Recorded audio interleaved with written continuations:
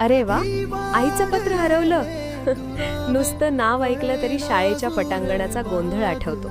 संध्याकाळची वेळ, मोकळं मैदान, आम्ही सगळे बूल करून उभे. एक जण मधोमध उभा राहायचा, हातात काल्पनिक पत्र आणि मोठ्या आवाजात म्हणायचा, आईचं पत्र हरवलंय.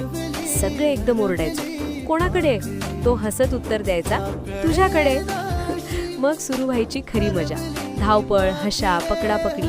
जो पकडला गेला तो पुढचा पत्र हरवणारा. न मोबाईल, न घड्याळ, फक्त वेळ विसरायला लावणारा खेळ.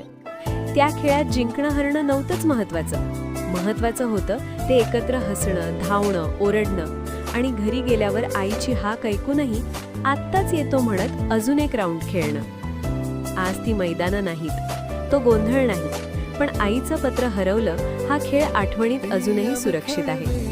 अशाच नवीन स्टोरी ऐकण्यासाठी सबस्क्राईब करा आपले स्टोरी चॅनल.